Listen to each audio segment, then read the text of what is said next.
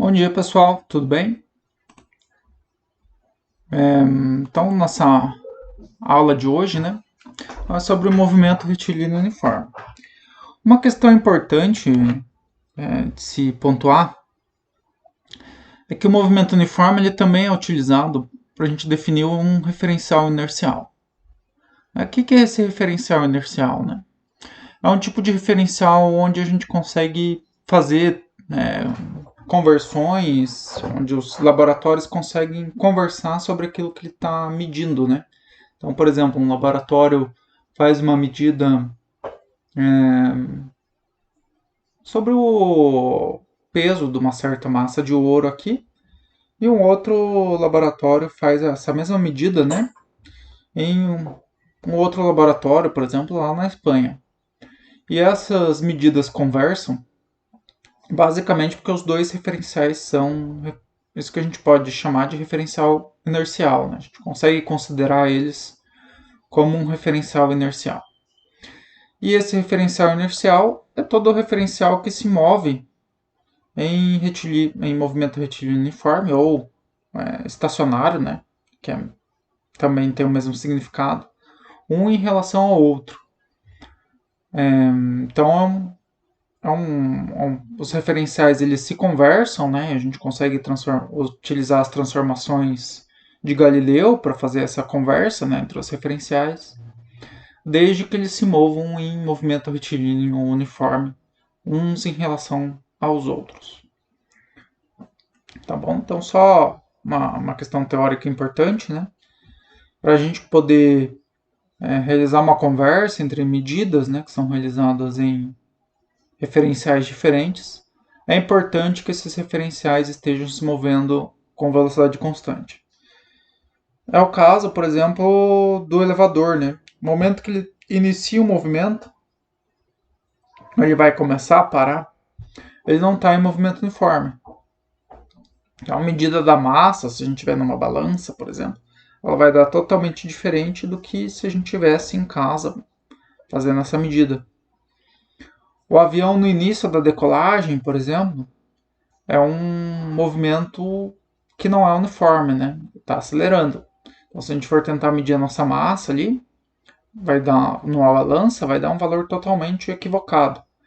Mas a hora que o avião está viajando numa velocidade constante, né, na velocidade de cruzeiro, a gente está basicamente na mesma situação do que se a gente estivesse em casa fazendo a mesma medida de massa. Então, essa é só uma questão que a gente deve considerar, tá? Então, a gente tem aqui, por exemplo, um movimento uniforme. Né? O que significa um movimento com velocidade constante? Significa que a velocidade é constante. Então, por exemplo, esse caso aqui. O objeto ele sai de t igual a zero, da posição S igual a 40 metros. Um outro jeito de escrever isso daqui é dessa forma. X de zero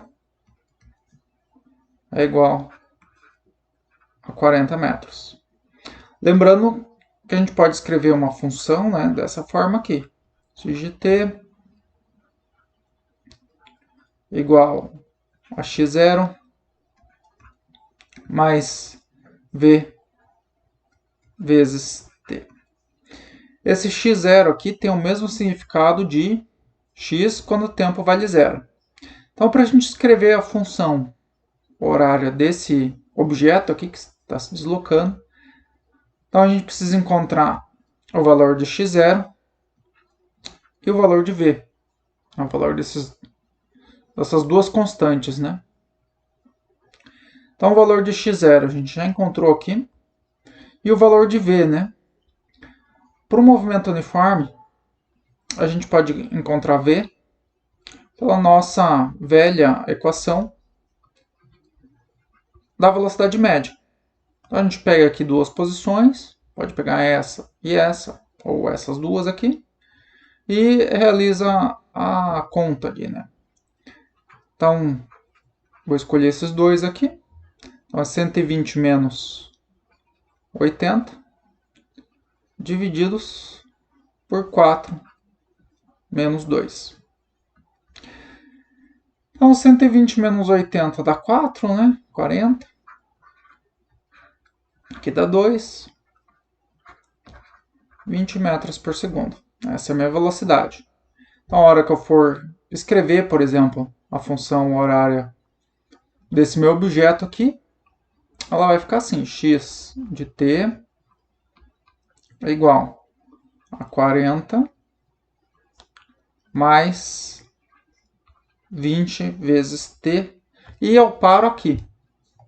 Veja, isso eu estou escrevendo a função horária. Escrever a função horária do movimento de um objeto significa chegar até aqui apenas. Então eu vou ter apenas a minha variável independente, que é o t, ainda como uma incógnita, e a minha variável dependente, que no caso é o x de t. E aqui o pessoal costuma errar, querer somar esses dois valores, né? Fazer um 60 vezes t. Tá errado. Totalmente errado fazer isso. Só para deixar isso bem claro. Então, a gente chega até aqui. Então, uma coisa que a gente pode comparar, né? É isso daqui que vocês devem ter visto em matemática, com essa interpretação física dessa função, né? Significa o quê? Que observando esse tipo de movimento com velocidade constante, a gente percebeu que ele pode ser muito bem descrito por uma função de primeiro grau, né? Que é esse caso aqui. E aí a gente tem os significados de cada uma dessas incógnitas aqui, ela muda para física, porque ela passa a ter um significado físico, né? Então, por exemplo, o A aqui, que é o que está multiplicando a minha variável independente, é o V. O X aqui para nós vai ser o T de tempo. O B que está sozinho aqui vai ser a nossa posição inicial, x0. Então, se vocês tiverem alguma dúvida, né, porque posso ter falado muito rápido, a gente tem aqui, né? Então, x de f, né, posição final, é a posição em determinado tempo t. V é a velocidade do movimento, t é o tempo transcorrido, desde t igual a zero. x0 é a posição inicial, quando o tempo vale zero. Então, se eu substituir zero aqui no tempo, eu vou ter que x0 vai ser igual a xf. Nós temos as tabelinhas. E aqui, cuidado, né? Sempre quando não for falado nada no enunciado, às vezes é falado, mas às vezes não. A posição é dada em metros, a velocidade é metros por segundo e o tempo é em segundo. Pode ser em outras unidades também? Pode. Por exemplo, a posição pode ser dada em quilômetros, mas aí a velocidade vai ter que ser dada em quilômetros por hora e o tempo vai ser dado em horas. Então, as unidades da função lá, elas conversam entre elas, tá bom?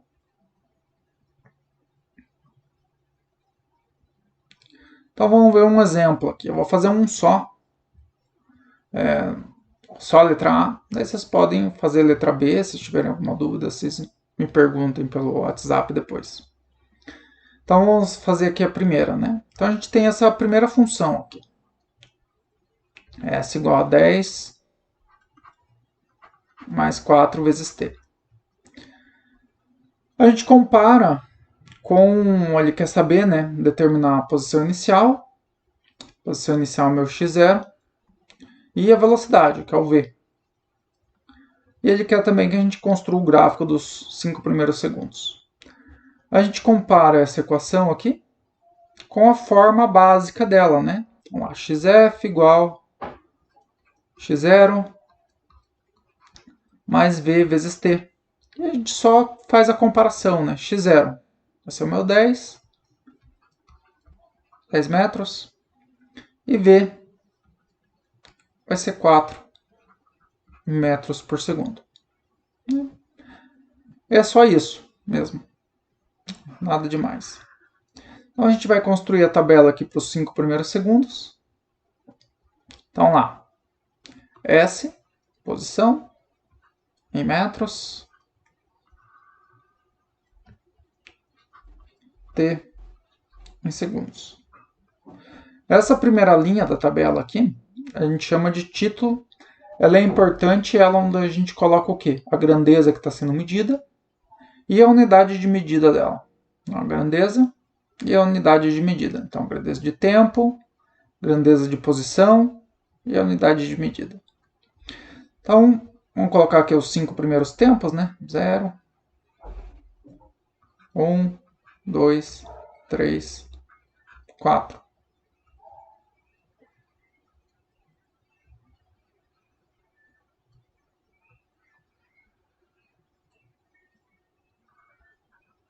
Como é que a gente resolve? Bom, do zero a gente já tem a resposta, né? x0, 10.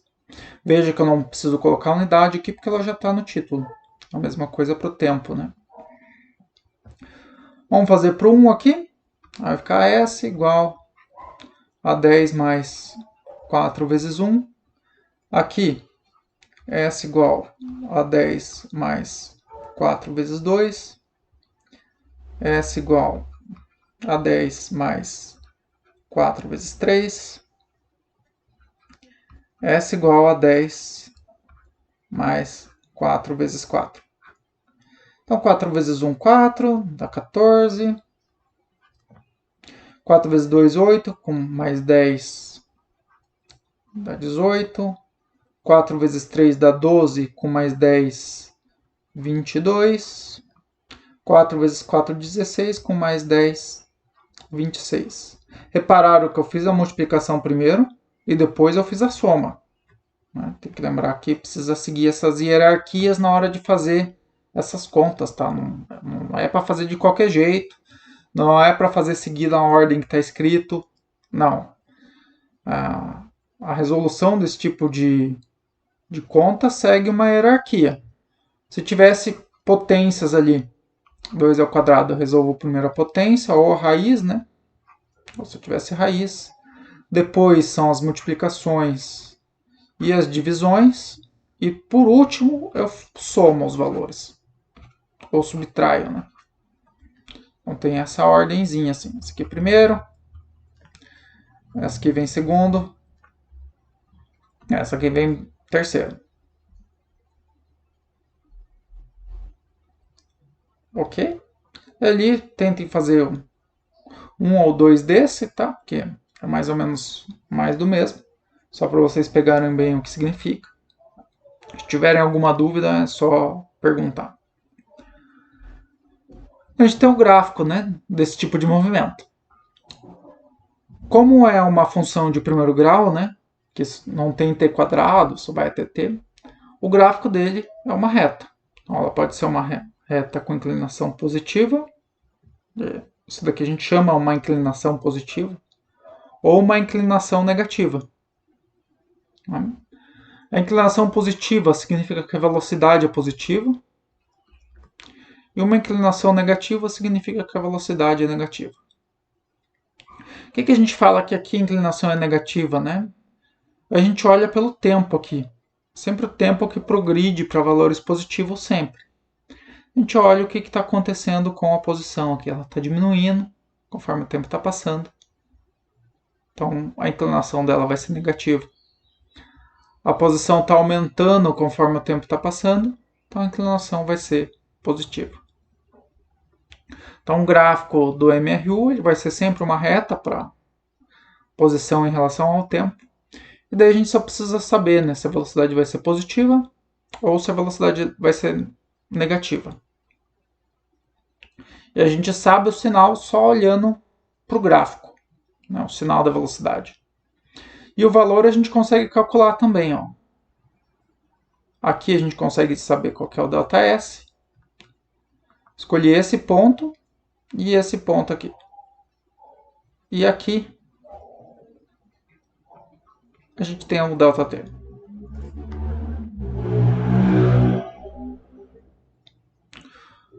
O gráfico da velocidade em relação ao tempo, bom, como a velocidade é uma constante, ele dá um gráfico de função constante. Então isso daqui significa o quê? Que V é igual a, vamos dizer, 1, 2, 3, 3 metros por segundo, não importa qual tempo seja. Em t igual a 1, a velocidade é 3.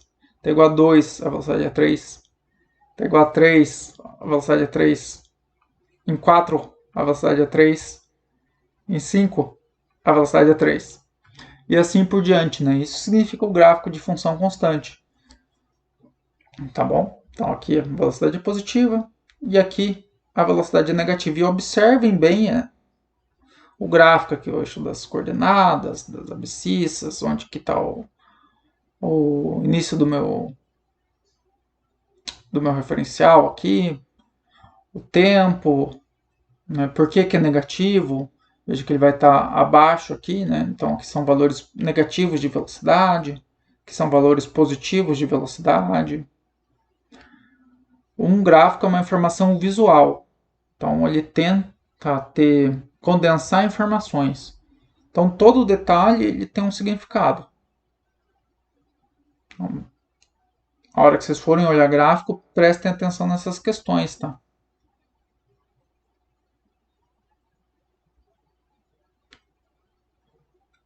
Então vamos olhar aqui um exemplo 2. Então, uma partícula em movimento uniforme, ela tem essa função horária aqui, o espaço em metros e o t em segundos. Qual a posição no instante t igual a 2 segundos?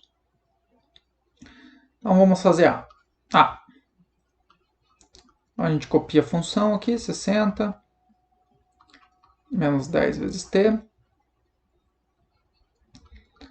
Então, substituímos ali no lugar do t o 2 segundos, né, que é o que ele pede. S igual 60 menos 20. S igual a 40. 40 metros. É isso aí, a posição dele. Uma outra forma de escrever é assim, a posição dele, quando t vale 2, é igual a 40 metros. Em que instante a partícula passa pela origem dos espaços? Essa origem dos espaços aqui significa S igual a 0, né, que é a origem. Então a pergunta dele é: em qual tempo S vale 0? E é isso que a gente precisa descobrir, né? Como? Colocando aqui no lugar do S o 0. Então vai ficar 0 igual a 60 menos 10 vezes t, para a gente conseguir descobrir o t, né? Então 60 passa para o outro lado subtraindo. E o menos 10 que está multiplicando aqui vai passar dividindo. Vai ficar menos 60 divididos por menos 10 igual a t. T igual a 6 segundos. É isso aí. Letra C. Fazer o gráfico da posição nesses instantes aqui, entre 4 e 8. Sempre quando a gente vai fazer o gráfico, né, a gente tem que construir uma tabela para fazer esse esboço. Então vamos lá, né? Não precisa ser de 1 em 1, pode ser de 2 em 2 nesse caso. Então vamos lá, S metros, T segundos. Vamos fazer 4, 6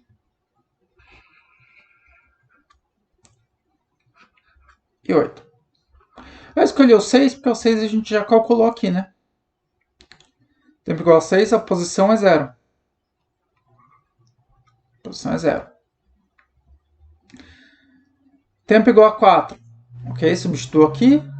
4 vezes 10 dá 40, menos 40 vai dar 20 positivo, né? 60 menos 40. 20. O 8 aqui agora. 8 vezes menos 10 dá menos 80. 60 com menos 80 dá menos 20. Menos 20. Tenho esses 3 pontos aqui. Agora eu vou fazer o esboço do gráfico.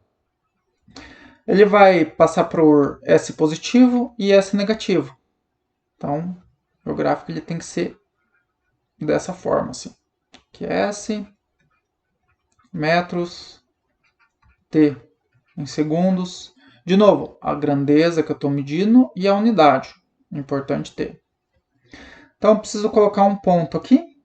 Esse aqui. Esse ponto aqui ele tem que me guardar a informação que T é 4 e S é 20.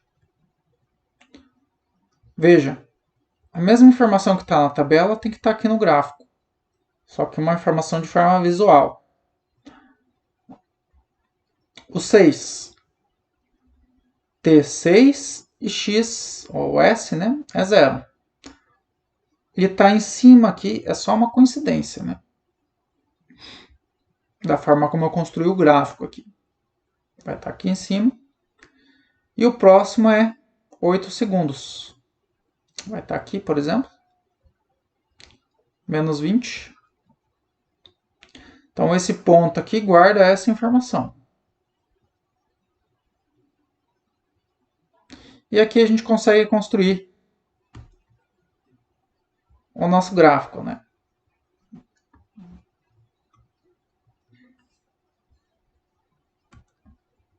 Veja, ele é bonitinho se fizer com régua. Por isso que eu falei para vocês começarem a trazer régua, né? E ele é uma inclinação negativa, o que é esperado, né? Já que a velocidade é negativa, menos 10 metros por segundo, a inclinação tem que ser negativa mesmo. Então, que nos dá a garantia de que a gente fez provavelmente o certo. Tá bom? Então, aqui vamos ver, por exemplo, como construir a função a partir do gráfico, né? A gente tem esses dois objetos aqui, esses dois móveis. Tem esse gráfico aqui que representa o movimento deles. Ele quer que a gente encontre a função horária desses dois objetos, né? Então vamos pensar aqui em A e em B. Em A, quando a gente pensa na função horária, o geral nela é essa.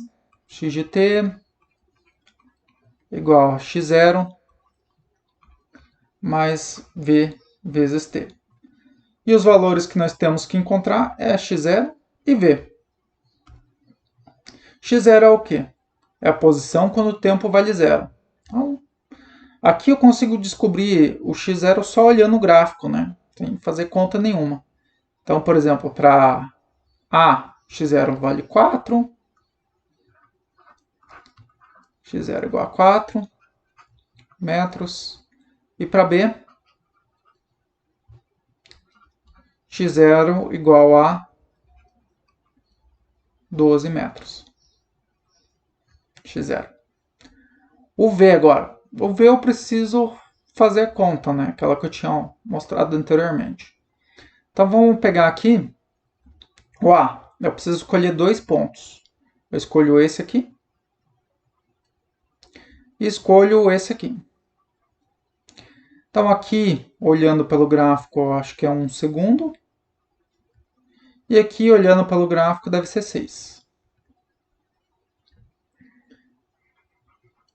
Delta S por delta T. Que delta T, não precisa nem fazer a conta, né? A variação de tempo aqui foi 1 segundo. A variação de espaço aqui foi 2 metros, né? Positivo. Posso fazer isso, inclusive, como um vetorzinho, assim, né? Saiu daqui, foi para cá. É mais 2. 2. Então, a velocidade, que é ΔS por ΔT, é igual a 2 metros por segundo. Então, V aqui, 2 metros por segundo. E a velocidade de A é positiva, como deveria ser, a inclinação dela é positiva. Agora eu vou fazer a do B. A do B eu vou escolher esse ponto aqui também. E esse ponto aqui também. Delta T. é igual, né? Não preciso fazer a conta de novo. 1 segundo. E ΔS. Olhando pelo gráfico aqui deve ser 10. A gente pode pensar pelo desenhozinho do vetor de novo, né? A gente sabe que é 2 essa diferença aqui. E como é um vetorzinho para baixo, vai ser menos 2. Então, nossa velocidade é igual a ΔS sobre ΔT menos 2 metros por segundo. Que é a velocidade negativa, que é o que a gente deveria encontrar mesmo, já que a inclinação do B aqui é negativa. Então, velocidade menos 2 metros por segundo. Então, vamos escrever aqui a equação para A, né? Então, para A vai ser x de t igual a 4 mais 2 vezes t. É isso aí, essa aqui é a equação para A. Termina aqui? Termina aqui. A equação para B, x de t igual x0 é 12 menos 2 vezes t. E também termina aqui. Lembrando, não é para somar isso aqui. Isso aqui não é igual a 6 vezes t. Isso aqui está errado. Mesma coisa aqui.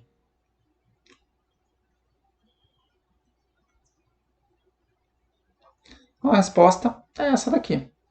A função horária dos dois objetos aí. Do objeto A e do objeto B.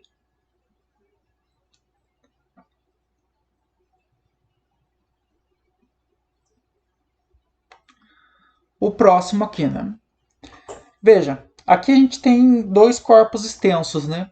Para a gente resolver esse tipo de problema, a gente precisa transformar esse problema em problema que envolva posições.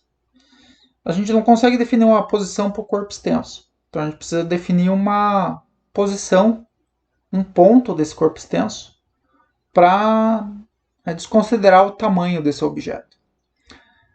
E como que a gente faz isso? Vai depender de cada problema.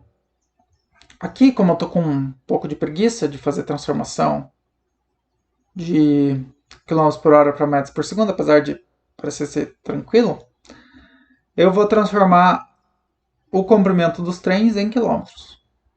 Só para vocês verem que a função horária também pode ser escrita em quilômetros. Aqui.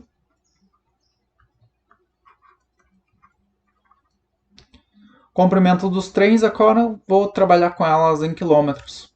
Então a gente tem esses dois trens aqui. E ele vai fazer uma medida, sei lá por que cargas d'água, que é quando os dois passam um pelo outro, né? Então o que interessa aqui é o momento onde esses dois pontos aqui se encontram.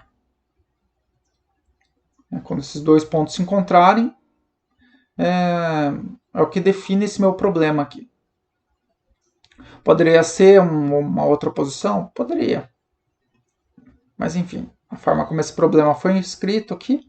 E por quê, né? A máquina do trem A registra os exatos instantes em que se inicia e em que se termina a passagem entre os trens. Aqui se inicia a passagem entre os trens, que é esse momento aqui. E onde termina é quando esses dois pontos aqui coincidem, né? A posição. Ok. Então, preciso escrever a função horária desses dois objetos aqui, do objeto A e do objeto B. Para eu fazer essa descrição, eu preciso definir uma origem, onde que vai ser meu zero. E pode ser em qualquer lugar, na verdade. Eu vou definir como sendo aqui. Aqui vai ser o meu zero das posições. Ok, defini aqui meu zero das posições. Então, vou escrever a equação aqui para o B. Então, B, x de t Posição 0. É a posição desse ponto aqui quando o tempo vale 0. Esse ponto aqui, ele está numa posição positiva. Qual? 0,24. Velocidade menos 21,6 vezes t. Agora eu vou fazer a equação desse meu outro trenzinho aqui, que é o A. A posição dele, ó, o vetor. Posição. Negativo. Não está negativo aqui, ó, 0,2. Eu sei que é negativo porque deu o desenhozinho do meu vetor aqui. Então, x de t vai ser igual a menos 0,2. E a velocidade aqui é positiva, né? Mais 18 vezes t. Então, eu tenho a função horária dos meus dois objetos. Eu só consigo calcular esse tempo aqui, em segundos, quando eles passam um pelo outro, porque eu tenho essa função escrita. E é por isso que eu escrevo essas funções. E viu que é bem simples, né? Esse tipo de problema é um problema complexo, porque eu tenho que ter, a visão dos passos que eu preciso fazer para conseguir resolver. Então, sempre que eu tenho dois objetos e eu preciso ter alguma noção sobre o futuro deles, eu preciso escrever suas equações. Então, aqui ó, um fenômeno que vai acontecer no futuro, que é quando eles vão se encontrar. E essas funções, elas servem justamente para eu conseguir prever o futuro desses objetos. Então, toda vez que eu preciso fazer uma previsão do que vai acontecer com um objeto que está se movendo, eu tenho que ver se é possível escrever uma função disso. Porque veja, essa função aqui para o trem B, para o trem A, ele descreve onde que vai estar esse ponto aqui em qualquer instante de tempo no futuro. Então, até depois que eles se encontrarem, até em qualquer outro momento, eu consigo descobrir onde que ele vai estar. A mesma coisa aqui. Então, eu consigo fazer previsões sobre o futuro da posição desses objetos. Então, se a minha pergunta tem relação com essa posição, então a minha ideia de ter que escrever uma função sobre isso vem daí. Agora vem a outra questão de interpretação, né? A minha pergunta é em que instante de tempo, ou seja, em que tempo, é a pergunta, um trem termina de passar pelo outro. Ou seja, esses dois pontos aqui precisam estar na mesma posição. Então, como é que eu escrevo isso, né? X de A tem que ser igual a X de B. No momento em que a posição desses dois pontos aqui for a mesma, é porque os dois trens terminaram de passar um pelo outro, né? Já que está no final aqui. Então, se a gente for pensar, o trem vai vir para cá, vai chegar em algum momento, não é aqui, em alguma posição isso vai acontecer. Qual posição que é, não sei. Dá para calcular depois. A mesma coisa com esse trem aqui. Então, a gente sabe só que quando esses dois pontos aqui tiverem um em cima do outro aqui, é porque os trens estão terminando de passar um pelo outro. Ok? Então essa é a ideia. E agora o que eu faço, né? Bom, eu escrevo essa igualdade.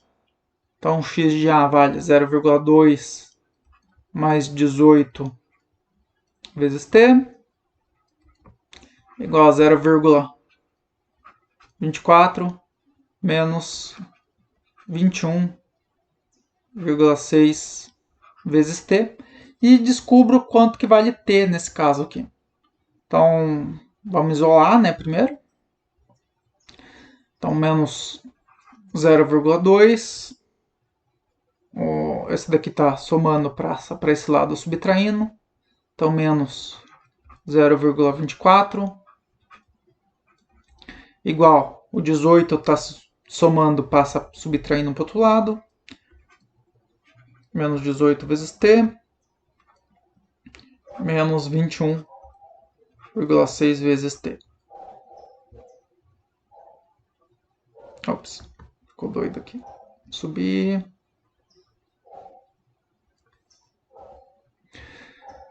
A gente faz essa subtração aqui.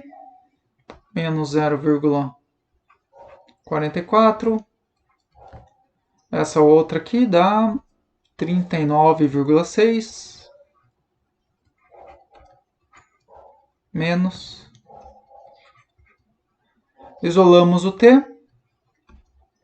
T dá igual a menos 0,44 divididos por menos 39,6. E aqui vai dar um valor em horas. Quanto? Aí vocês fazem a conta aqui, tá? Mas veja, isso daqui é muito importante vocês saberem fazer. Construir essas funções.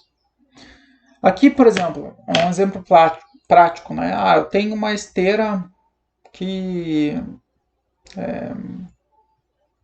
leva um produto e eles precisam se encontrar, por exemplo. Uma mistura, precisa ter uma proporção exata. Vai ser com funções desse tipo que a gente vai conseguir planejar essas misturas, por exemplo. Planejar a chegada de uma esteira que está trazendo uma parte do equipamento, casar com outra esteira que está trazendo a outra parte, para que essas duas partes se juntem e montem ao mesmo tempo. Então, esse tipo de problema, por exemplo, é resolvido assim. A nossa aula fica por aqui. Tem os exercícios aqui, né? A gente vai se ver daqui 2 semanas, se eu não estou enganado. E qualquer dúvida, né, só fazer pelo WhatsApp, faça o print, né, da pergunta, porque preciso ler ela, né? Tá bom? E até mais, pessoal.